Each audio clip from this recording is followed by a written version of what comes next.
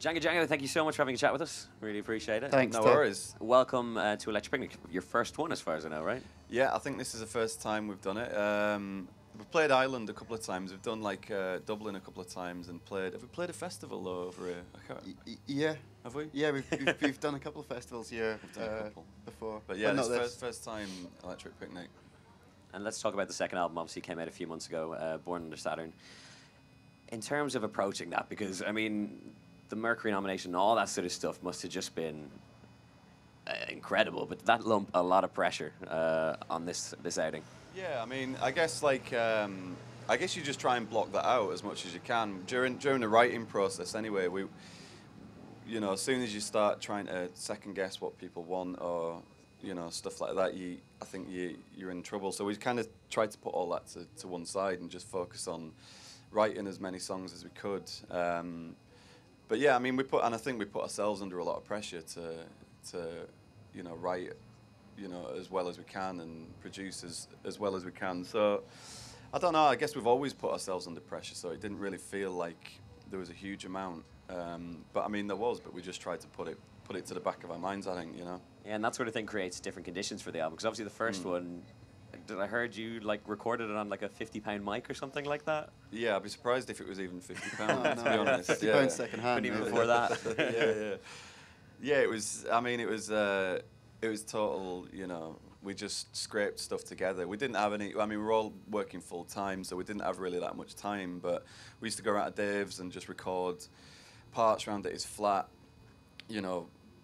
In Dalston, where he was living at the time, and yeah, we didn't have a full drum kit. We used to just have to scrape things together. That's why a lot of the production on the first album is just, it's like Dave hitting telephone,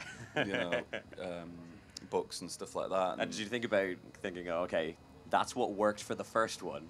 Let's go back to the house and do that for the second. I guess that it's like turning up to a studio, a proper studio, and rummaging around trying to find telephone books and stuff in the flat.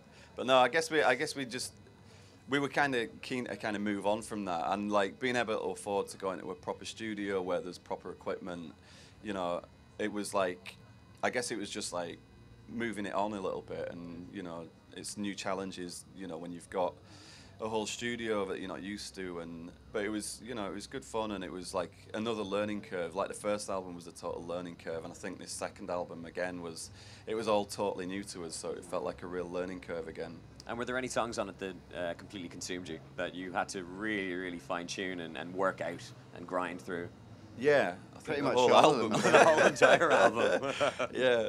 Yeah, it was really labour intensive. We did a lot more writing before we even got into the recording studio this time. I think a lot of the songs in the first album we kind of almost wrote simultaneously as we were recording it.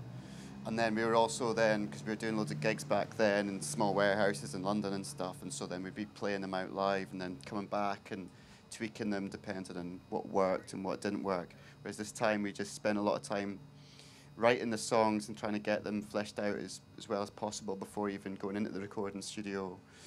So a bit more of a focus on just the songs themselves, I guess, in the second album.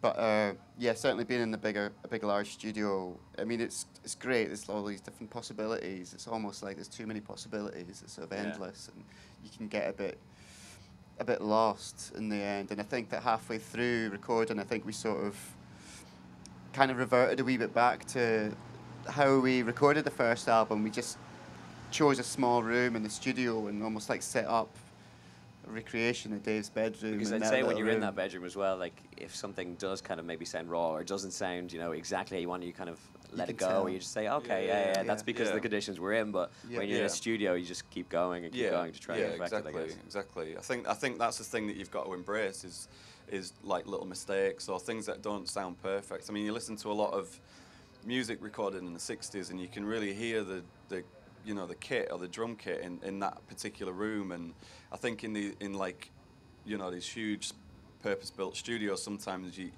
there's always a danger of you losing that, and it just sounds too perfect or something, So yeah, I guess we did kind of revert back a little bit to the bedroom and just kind of locked ourselves away in a little room and just messed about. Well, I'm sure there's plenty of people that would say that the album is perfect. So congratulations on it, Cheers. and good luck later on today. Cheers. Thanks Thanks very a lot. much. Cheers. Awesome.